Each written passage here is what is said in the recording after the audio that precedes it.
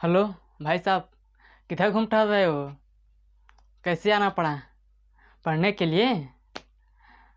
बहुत दिन बाद दिख रहे हो। कहाँ थे इतने दिन? तो आज पढ़ने के लिए आए हो? क्या पढ़ोगे?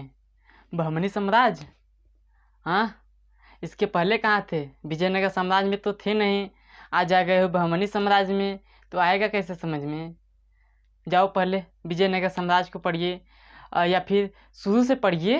शुरू से नहीं पढ़ेंगे तो समझ में कहाँ से आएगा? डायरेक्ट आ गए हो बहमनी साम्राज्य में और कहोगे कि समझ में नहीं आता है। रहते तो हो नहीं और कहोगे कि समझ में नहीं आ रहा है। हम तो ऐसे कोई जड़ी बूटी तो लिए नहीं कि घोल के पिला देंगे आपको आ जाएगा समझ में। तो फाइनली आ ही गए हो पढ़ने के लिए विजयनगर साम्राज्य। तो आप सभी का स्वागत है हमारे यूट्यूब चैनल स्टडी नंबर 1 में। तो दोस्तों, चलिए आज हम चालू करते हैं मध्यकालीन भारत के इतिहास के क्रम में। आज हमारा जो अगला वीडियो है बहमनी साम्राज्य, यानी कि इसके पहले हमने विजयनगर साम्राज्य को पूरी डिटेल से कंप्लीट कर चुका हूँ। आज हमारा फाइनली वीडियो है इस बहमनी साम्राज्य से, यानी कि बहमनी साम्राज्य का अंतिम वीडियो है विजयनगर बहमनी साम्राज्य। तो दोस्तों चलिए स्टार्ट करते हैं बहमनी साम्राज्य। दोस्तों इसके पहले हमने बता चुका हूँ कि विजयनगर साम्राज्य और बहमनी साम्राज्य का कैसे उदय होता है और किस प्रकार से आपस में संघर्ष करते हैं, आपस में किस प्रकार से लड़ते हैं, जूझते हैं, उसको हमने कंप्लीट कर चुका हूँ। और इस वीडियो में हम लोग पूरे डिटेल से बहमनी साम्राज्य के विषय में चर्चा करेंगे। तो आप बस बने रहिएगा वीडियो के लास्ट तक। यदि समझ में नहीं आएगा तो जो कहोगे वो हम कर देंगे, बट आपको हमारा पूरी उम्मीद है कि आप लोगों को समझ में आएगा और आप एक सीक्वेंस वाइज यदि देखेंगे तो हमारी सभी वीडियो का सभी रूप में डिटेल से समझ में आएगा। तो चलिए दोस्तों चालू करते हैं। आज का बहमनी साम्राज्य है। बहमनी साम्राज्य के संबंध में कहा जाता है कि विजयनगर साम्राज्य और बहमनी साम्राज्य दोनों और दक्षिण भारत के साम्राज्य के रूप में उभर कर आते हैं। दरअसल कहा जाता है कि जो कृष्णा नदी होती है, कृष्णा नदी के उत्तर वाला भाग यानी कि कृष्णा नदी के ऊपर वाला भाग, और ऊपर वाला भाग को बहमनी साम्राज्य कहा जाता है और नीचे वाले भाग को विजयनगर साम्राज्य कहा जाता है। बहमनी साम्राज्य मुस्लिमों का प्रांत था, मुस्लिमों का साम्राज्य है, जबकि विजयनगर साम्राज्य हिंदुओं का साम्राज्य है, हिंदुओं का प्रांत है। आप देख लीजिएगा थोड़ा सा मैप में यहाँ पर कि ये जो आप दिख रहे हैं ना, दिख रहा है कि नहीं दिख रहा होगा? यहाँ पर आपको नहीं दिख रहा होगा तो यहाँ पर बता देना, हम लिख देंगे ऊपर। तो ये जो है नदी है, इस नदी का क्या नाम है? कृष्णा नदी, जो ऐसे ऐसे टेढ़े टेढ़े जा रही है, दक्षिण भारत की नदी है, तो इसका नाम है कृष्णा नदी। और इसी का एक सहायक नदी है जो इसका नाम है, ये जो दिख रहा है ना ऐसे गया है, तो इसका नाम है तुंगभद्रा नदी। कृष्णा नदी, तुंगभद्रा नदी। अब देखिए कृष्णा नदी के ऊपर का जो भाग है, ऊपर का जो क्षेत्र है वो क्या है? बहमनी साम्राज्य है। और उसके जो नीचे का क्षेत्र है, ये जो दिख रहा है ना, इसको कहते हैं विजयनगर साम्राज्य। इतना तो आपको मालूम होगा, आप बचपन से ही पढ़ रहे होंगे बहमनी साम्राज्य और विजयनगर साम्राज्य के संबंध में। अब देखते हैं दोस्तों, चलते हैं कि बहमनी साम्राज्य का संस्थापक कौन है।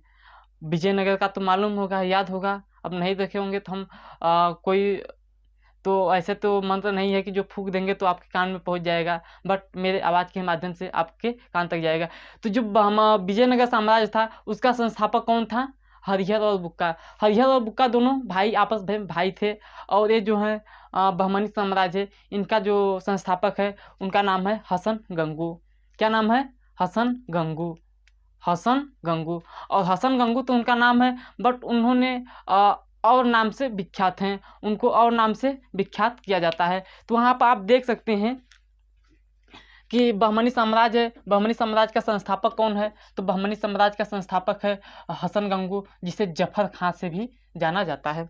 जफर खां के नाम से भी इनको जाना जाता है। जफर खां के नाम से भी इनको जाना जाता है। कौन? हसन गंगू को। हसन गंगू को जफर खां के नाम से भी जाना जाता है और हसन गंगू के नाम से भी जाना जाता है। और एक नाम और है, उस नाम को भी देख लीजिएगा। उस नाम वो कौन सा नाम है? वो है बहमन शाह। इन्हें बहमन शाह के नाम से भी जाना जाता है। दरअसल बात यह है कि इन्होंने एक उपाधि लिया जिनका नाम है अलाउद्दीन हसन। मतलब अपनी उपाधि लिए और बहमन शाह उपाधि लिया, और इसी उपाधि के नाम से इनको अलाउद्दीन हसन भी कहा जाता है और बहमन शाह भी कहा जाता है। तो आप लोग दोस्तों इसको बहुत डिटेल से याद कीजिएगा कि उपाधि इनकी अलाउद्दीन हसन थी और बहमन शाह थे, और इन्हें अलाउद्दीन हसन के नाम से भी और बहमन शाह के नाम से भी जाना गया।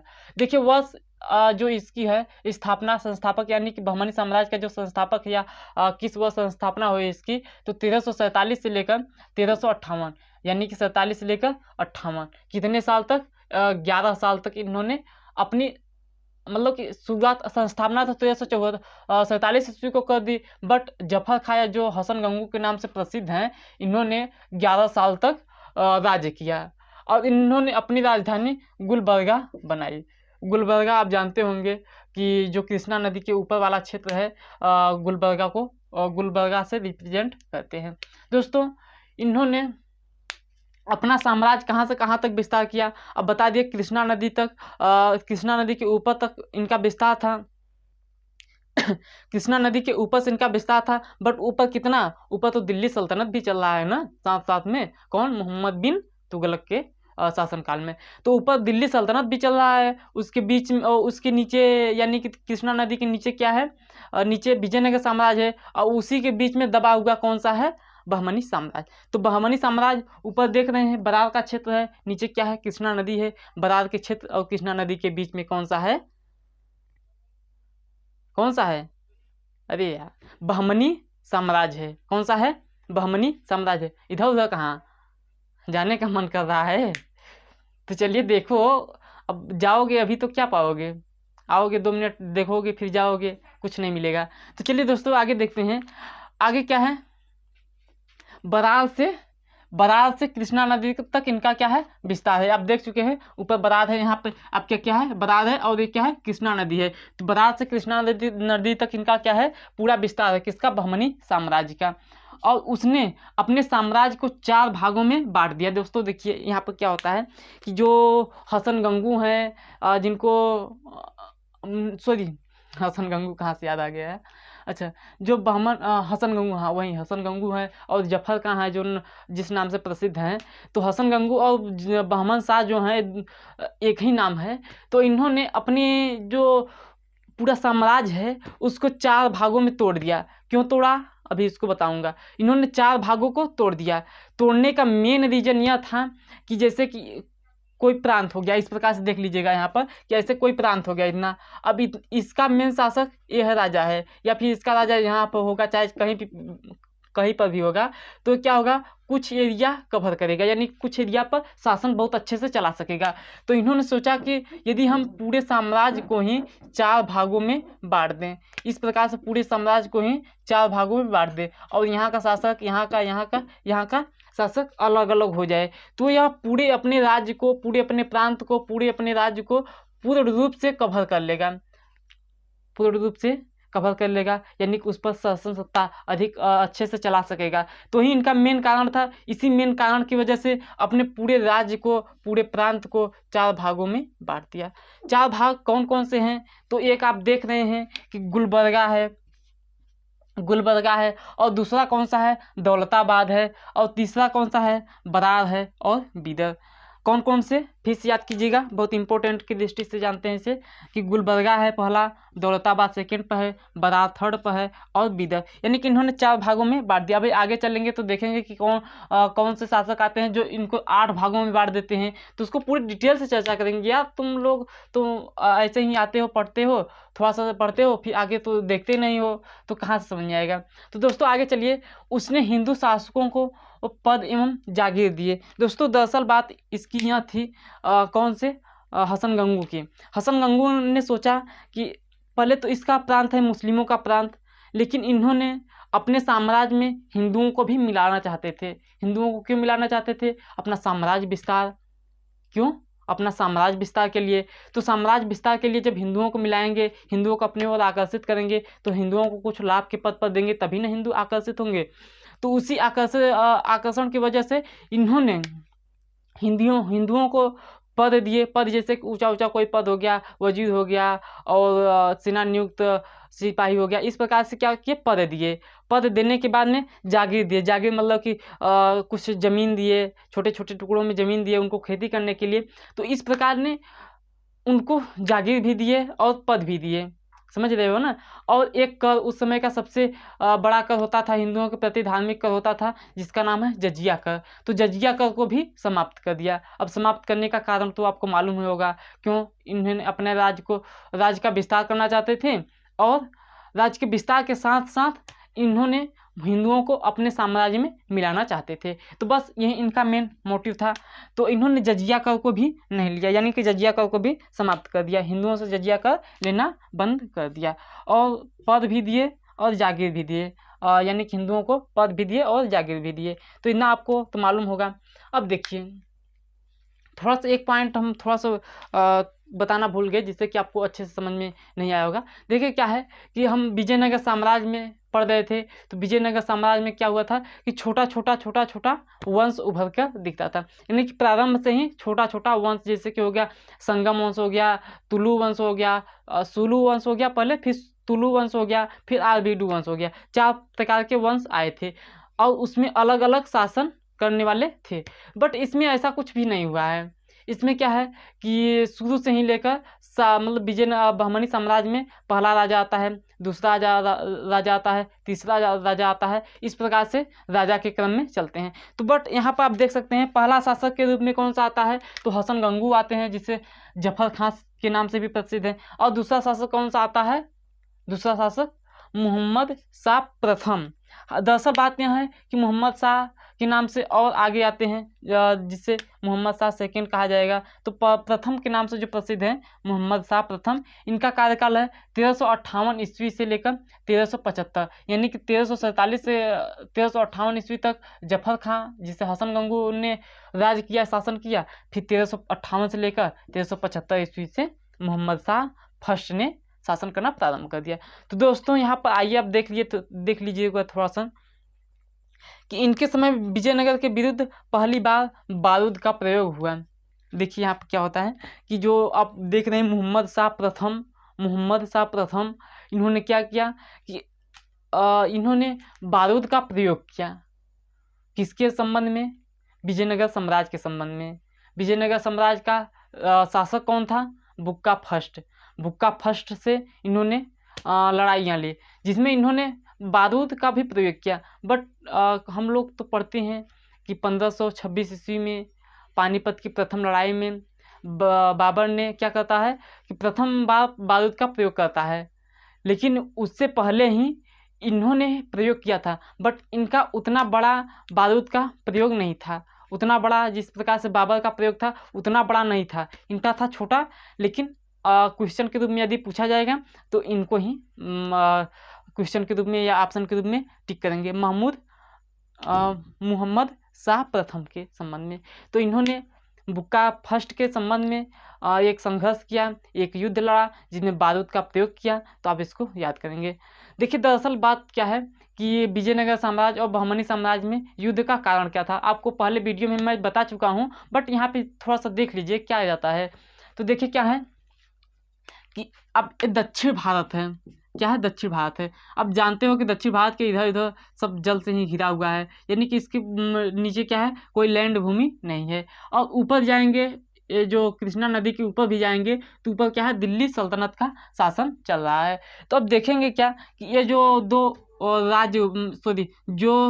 दो साम्राज्य उभर कर आते हैं, विजयनगर साम्राज्य और बहमनी साम्राज्य, इन दोनों के संबंध में कहा जाता है कि ये अपना साम्राज्य विस्तार करना चाहते थे। बट साम्राज्य विस्तार करे तो करे कैसे? नीचे तो क्या है, जल है, ऊपर क्या है, दिल्ली सल्तनत है। तो अब इनको साम्राज्य विस्तार करना है। तो साम्राज्य विस्तार करना है तो विजयनगर सोचेगा कि हम ऊपर वाले भूमि को कब्जा कर लें, और तो बहमनी साम्राज्य कहेगा कि हम नीचे वाले भूमि को कब्जा कर लें। तो इसी को संबंध में इन्होंने आपस में लड़ाइयाँ लेती रही। लड़ाइयाँ लेने के संबंध में कहा जाता है कि आप एक तुंगभद्रा नदी जो देख रहे हैं और एक कृष्णा नदी देख रहे हैं, इनके बीच की जो भूमि होती है ये दोआब कहलाती है। दोआब क्या होता है? दो नदियों के बीच की वह उपजाऊ भूमि को क्या कहते हैं? दोआब कहते हैं। दोआब, दो नदियों के बीच के उपजाऊ भूमि को दोआब कहा जाता है। तो ये जो उपजाऊ भूमि होती है ना, इसी पे दोनों लोग आक्रमण करते हैं, विजयनगर भी और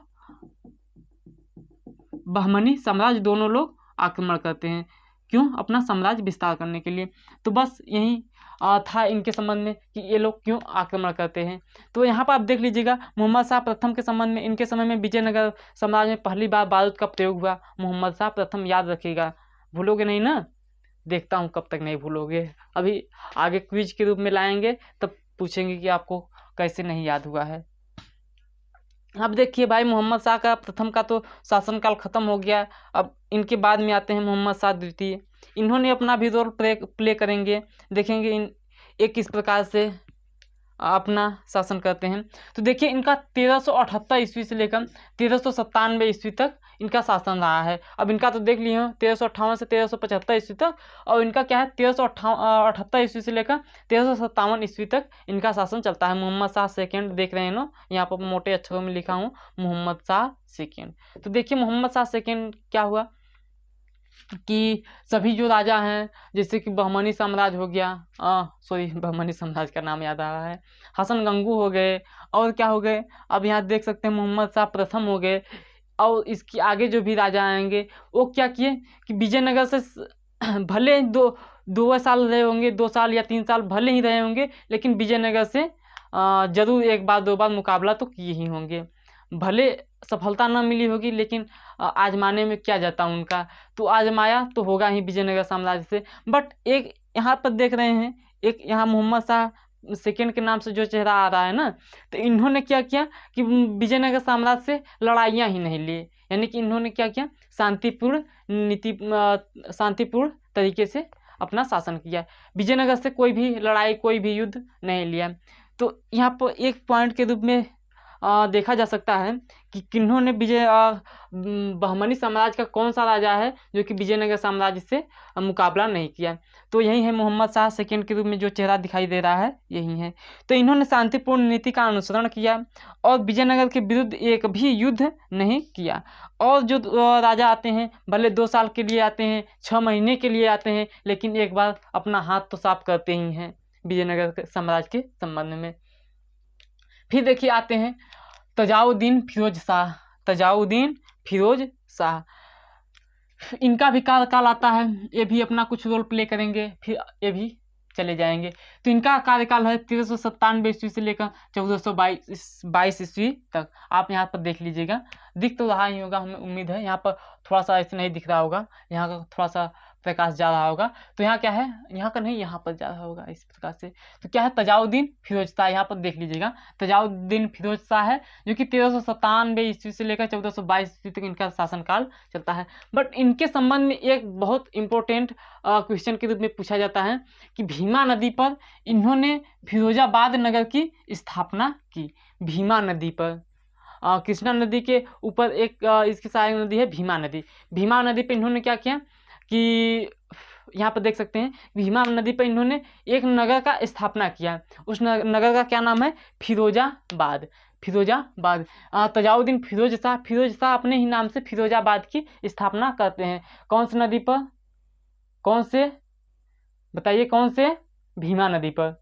याद रहेगा ना, आगे चलेंगे मिलेंगे, अभी क्यों परेशान हो। तो क्या हुआ, भीमा नदी पर इन्होंने फिरोजाबाद नगर की स्थापना किया।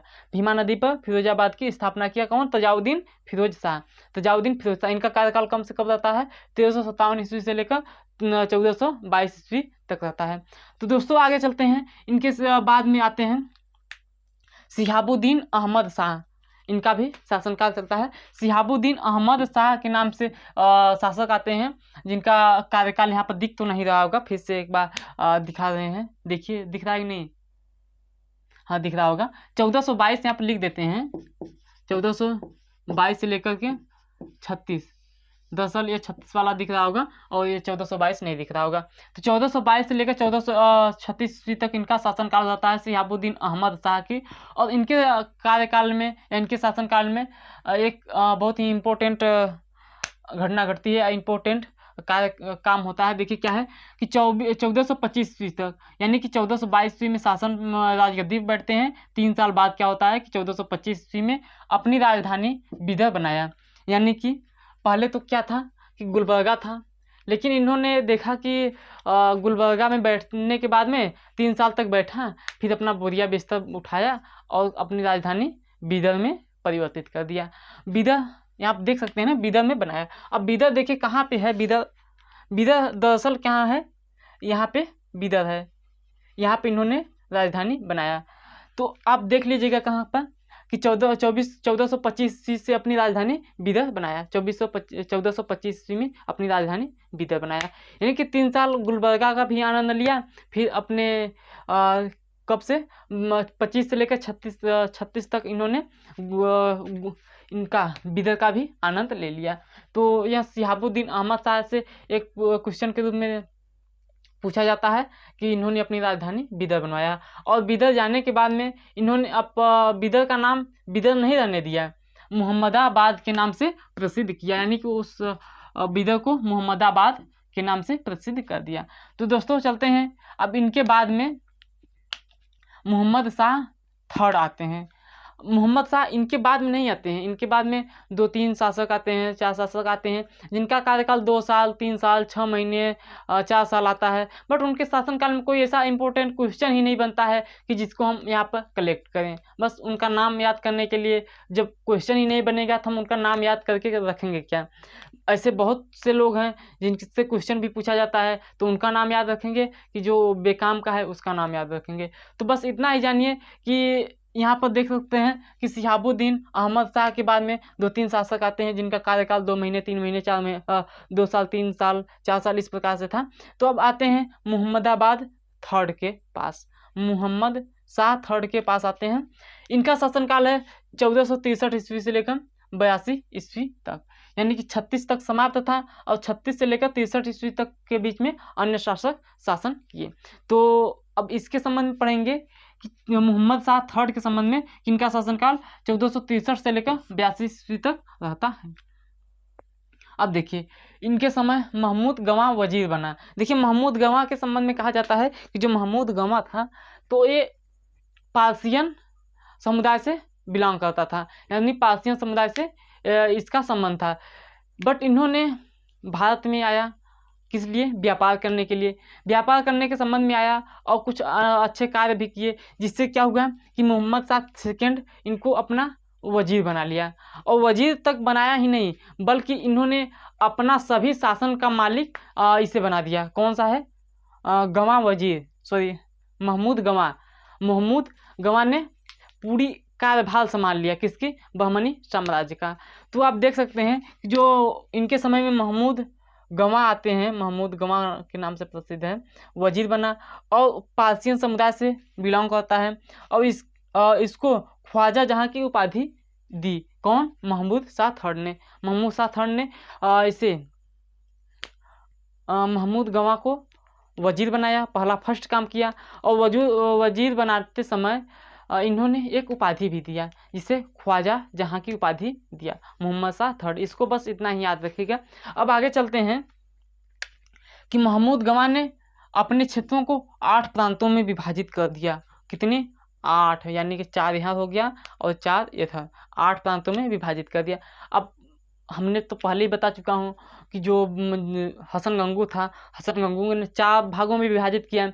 बस इन्होंने, आप देख सकते हैं इनका क्या नाम है, महमूद गवाह ने 8 प्रांतों में विभाजित कर दिया। क्यों, राज्य को सशक्त बनाने के लिए, मजबूत बनाने के लिए 8 प्रांतों में विभाजित कर दिया। तो दोस्तों 8 प्रांतों में विभाजित कर दिया, बस इससे इतना ही पूछा जाएगा। अब ये नहीं पूछा जाएगा कि कौन कौन से प्रांत में इन्होंने विभाजित किया। अब देखिए क्या है, मोहम्मद शाह थर्ड के समय रूसी यात्री आता है जिसका नाम है निकिटिन, जो कि बहमनी साम्राज्य की यात्रा की। यानी कि यही जो मोहम्मद शाह थर्ड है इसी के संबंध में ये रूसी यात्री मतलब रूस का यात्री है। रूसी यात्री वो जो बाल में पड़ता है वो सब नहीं। तो रूसी यात्री कौन सा है, निकिटिन आता है, जो कि बहमनी साम्राज्य की पूरी यात्रा करता है। बहमनी साम्राज्य में किस प्रकार से लोग रहते हैं, कैसा लोग यहाँ के राजा हैं, इसके संबंध में इन्होंने यात्रा किया। और उसके बाद में सबसे, ये तो मोहम्मद शाह थर्ड के विषय में था। अब सबसे अंतिम में जो शासक आता है, इसके बीच में कई शासक आते हैं जो कि हम बता चुके हैं कि जो अनइम्पोर्टेंट है। तो इसके संबंध में सबसे अंतिम शासक कौन सा आता है, कलीमुल्लाह, और इसका नाम है कलीमुल्लाह भी कह सकते हैं। खलीमुल्लाह कीजिए चाहे कलीमुल्लाह कीजिए, बस अंतिम में अल्लाह आइए, अल्लाह आना चाहिएगा।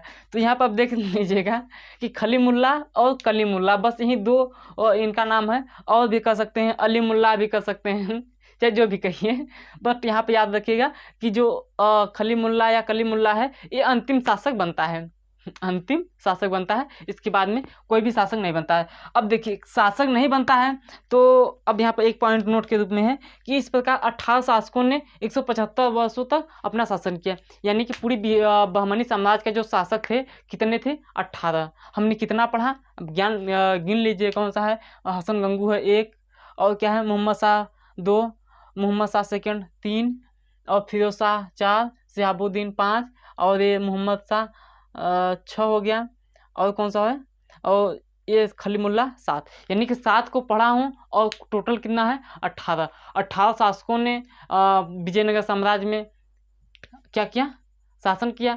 शासन करने के पश्चात में कुल 175 वर्ष तक शासन किया, यानी कि 175 वर्ष तक इन्होंने विजयनगर साम्राज्य में शासन किया। अब देखिए शासन करने के पश्चात में होता क्या है कि जो देख रहे थे ना 4 क्षेत्र, 4 ये जो हसन गंगू बनाया था 4 राज्य, अब 4 राज्यों का अलग अलग से प्रांत दे दिया गया। अब वो प्रांत आपस में क्या करने लगे, लड़ने लगे। क्योंकि जब इन्होंने सोचा पहले, अच्छा इन्होंने दिमाग क्या लगाया कि ऐसे इस प्रकार से हम यदि बांट देंगे तो पूरी रूप से हमारा विजयनगर साम्राज्य, बहमनी साम्राज्य जो होगा वो पूरी रूप से सशक्त हो जाएगा, पूरी रूप से मजबूत हो जाएगा। लेकिन मजबूत होने के बजाय में क्या हुआ कि इन्होंने आपस में ही संघर्ष करना प्रारंभ कर दिए, आपस में ही क्या किया, संघर्ष करना प्रारंभ कर दिए। जिससे होता क्या है कि जैसे कि कोई भी अगर राजा है जो मजबूत है तो ये यहाँ पे जो गवाह वजीर है इन्होंने 8 भागों में बांटा। 8 भागों में बांटने के बाद पश्चात में जो मजबूत था वो मजबूत अपने आप में इकट्ठा करके केवल 4 प्रांत का ही निर्माण हुआ। तो अब उस 4 प्रांत को देखेंगे कि 4 प्रांत कौन कौन से हैं। तो 4 प्रांतों को आइए देख लीजिएगा थोड़ा सा, कौन कौन से हैं। एक राज्य है, यहाँ पर राज्य लिखे हैं, यहाँ पर संस्थापक कौन है और यहाँ पर वंश कौन है, यानी कि 4 वंश उभर कर आते हैं। जो चारों अलग किए थे ना चारों को, वही 4 प्रांत उभर कर आते हैं, 4 वंश उभर कर आते हैं। तो जो बरार का क्षेत्र था, यहाँ पर आप देख रहे हैं बरार का क्षेत्र है ना, तो बरार के क्षेत्र में फतेहतुल्लाह इमाद शाह, इनका नाम भी अजीब होता है, नाम भी इनको नहीं मिला रखने के लिए। फतेहतुल्लाह इमाद शाह, इनका नाम से संबंध है कि जो बरार का क्षेत्र है इनकी संस्थापक कौन है, फतेहतुल्लाह इमाद शाह है। फतेहतुल्लाह इमाद शाह है कौन, बरार के क्षेत्र का संस्थापक। और इन्होंने अपने ही नाम से क्या रख दिया, इमाद शाह के नाम से ही इमाद शाही वंश रख दिया, इमाद शाह के नाम से ही इमाद शाही वंश रख दिया। उम्मीद करता हूँ कि इतना तक तो समझ में आ ही गया होगा। अब देखिए बीजापुर के क्षेत्र यानी कि राज्य को कौन, यूसुफ आदिल शाह संस्थापक माने जाते हैं बीजापुर के क्षेत्र को। और इन्होंने अपने ही नाम से, आदिल शाह के नाम से आदिल शाही वंश का स्थापना किया। आदिल शाही वंश का स्थापना कौन किए, तो यूसुफ आदिल शाह। तो दोस्तों 2 पॉइंट याद कीजिएगा। अरे यार लाइट तो गई, अब क्या करें। तो आ गए आप, लाइट भी आ गई, हम भी खाना पीना खाकर आ गए हैं। तो आइए अब चलते हैं अगले पॉइंट की ओर। आज हमने कहाँ तक बताया था यार, यहाँ बीजापुर तक बता चुका हूँ ना, कि बीजापुर की जो राज्य है, बीजापुर राज्य है, यूसुफ आदिल शाह बनवाए थे, संस्थापक हैं इसके, बीजापुर के संस्थापक हैं। और इन्होंने अपने ही नाम से आदिल शाही वंश की स्थापना किया। कौन, यूसुफ आदिल शाह। तो इनको याद कीजिएगा। अब ऐसा तो कोई बात नहीं है कि इनको याद करने के लिए कोई दवा पिलाई जाए, तो वो सब नहीं है, बट आप लोग याद कीजिएगा, रट्टा मारिएगा। और देखिए अहमद शाह है, अहमदनगर है जो राज्य है, इसका संस्थापक मलिक अहमद हैं। बट इन्होंने अपने नाम से तो उसका वंश नहीं रखा, इन्होंने अपने नाम से वंश को नहीं रखा। इन्होंने क्या नाम, इस वंश को क्या नाम रखा, निजाम शाही वंश। अहमदनगर का राज्य है, इसके संस्थापक मलिक अहमद हैं। और इन्होंने निजाम शाही वंश का संस्थापक हैं, यानी कि इन्होंने निजाम शाही वंश का स्थापना किए हैं। और देखिए गोलकुंडा के क्षेत्र को, यानी कि जो गोलकुंडा यहाँ पे देख रहे हैं ना, यहाँ पर गोलकुंडा है, इसका नाम गोलकुंडा ही है। तो कुली कुतुब शाह है और इन्होंने अपने ही नाम से कुतुब शाही वंश की स्थापना किए हैं। कौन से वंश की? कुतुब शाही वंश की, कुतुब शाही वंश की। गोलकुंडा के जो क्षेत्र है यहाँ के संस्थापक है कुली कुतुब शाह। और देखिए जो बीदर है, बीदर यहाँ बीच में है, बीदर यहाँ पर बीच में। तो बीदर का जो क्षेत्र है इन्होंने अमीर अली वारिद, नाम याद कीजिएगा, अमीर अली वारिद। भाई इनका तो नाम ही नहीं मिलता होगा कहीं रखने के लिए, ऐसा ऐसा नाम रखते हैं। तो अमीर अली वारिद जो कि इन्होंने अपने ही नाम से, जो वारिद है ना, इसी के नाम से वारिद शाही वंश का स्थापना किए हैं। देखिए दोस्तों, एक वाक्य में कह सकते हैं कि राज्य संस्थापक वंश। बरार का जो क्षेत्र है, बरार राज्य जो फतेहतुल्लाह इमाद शाह संस्थापक है उसके, और इमाद शाही वंश के नाम से प्रख्यात हुआ। बीजापुर यूसुफ आदिल शाह, आदिल शाही वंश। अहमदनगर मलिक अहमद, निजाम शाही वंश। गोलकुंडा क्षेत्र कुली कुतुब शाह, कुतुब शाही वंश। बीदर क्षेत्र अमीर अली वारिद और वारिद शाही वंश। इससे ऑब्जेक्टिव के रूप में बनता है दोस्तों, अब उसको आप लोग याद कीजिएगा, अब चाहे जिस प्रकार से। बट एक इसको याद करने के लिए एक हम मैप के जरिए से दिखा देते हैं कि मैप में कहाँ कहाँ स्थिति है, जिससे याद करने में आपको आसानी होगी। तो चलिए आइए देख लेते हैं। अब देखिए सबसे पहले में क्या है, बरार है। तो बरार कहाँ पे आप देख लीजिएगा, बरार सबसे ऊपर है। और हम बता चुके हैं कि जो मतलब कि इसका क्या नाम है, बहमनी साम्राज्य है, कृष्णा से लेकर बरार के क्षेत्र तक फैला है। तो वहीं बरार सबसे ऊपरी वाला भाग है। और वहीं पर कौन सा है, फतेहतुल्लाह इमाद शाह संस्थापक है इसका, बरार का, और इमाद शाही वंश के नाम से संस्थापक हुआ है। बस इतना याद कीजिएगा। और बीजापुर यहाँ है, बीच में है। और अहमदनगर ये पश्चिम भारत में, पश्चिमोत्तर भारत में अहमदनगर है। और देखिए गोलकुंडा का क्षेत्र यहाँ पर है, देख लीजिएगा। गोलकुंडा का क्षेत्र चल नहीं रहा है क्या यार,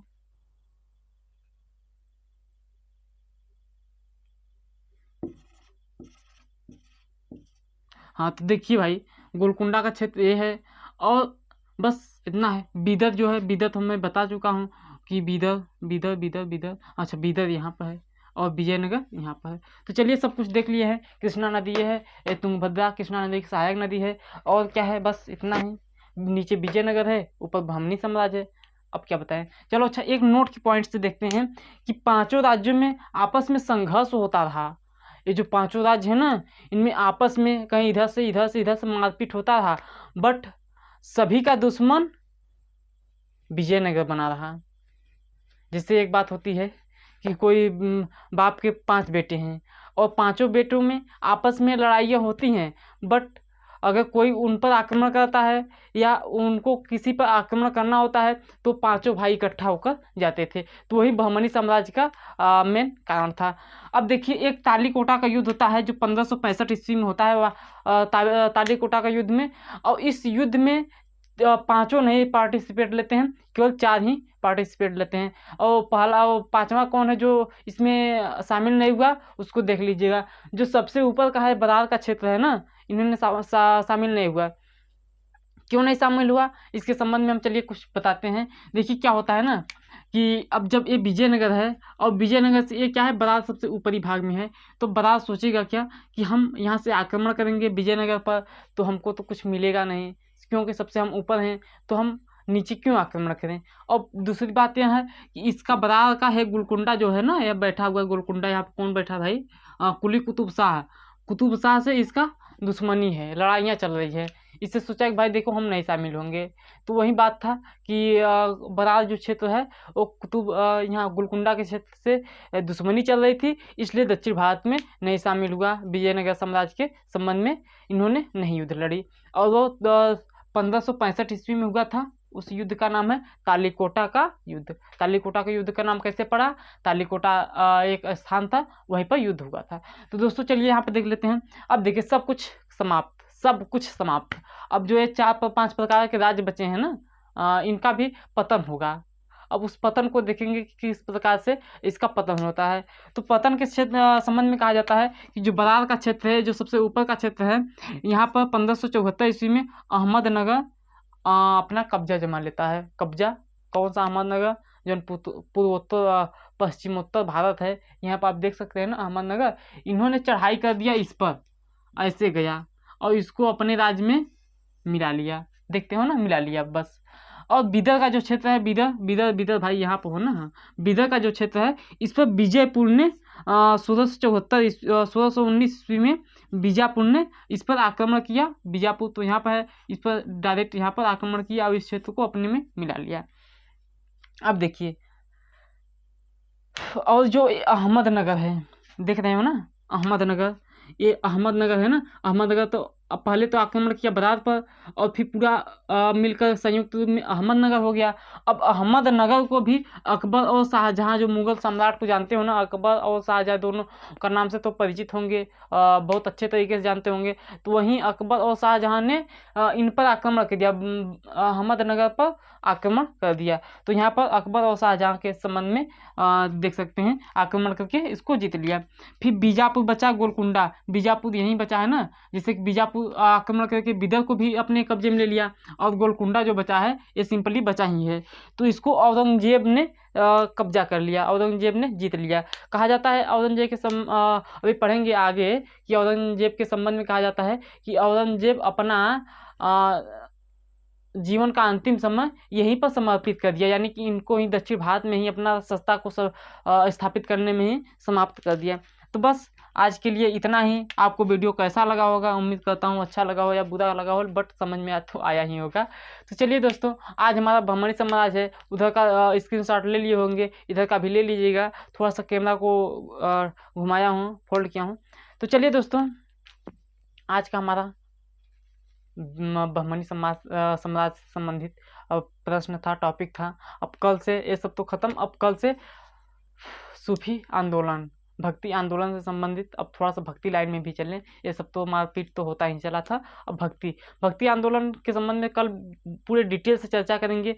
तो उसके लिए आप लोग आना ना भूलिएगा, और वो हमारा बहुत ही इम्पोर्टेंट पॉइंट है सूफी आंदोलन। तो इसके विषय में हम लोग कल चर्चा करेंगे। बट आप आज के वीडियो को बताइए कैसा लगा है आपका वीडियो, और मैं इसी प्रकार के वीडियो को आप तक प्रोवाइड करूँ। तो मिलता हूँ नेक्स्ट वीडियो में, तब तक के लिए जय हिंद, जय भारत, जय। तब चलो आप भी जाइए, खाना पीना खा लीजिए, भूख लगा होगा।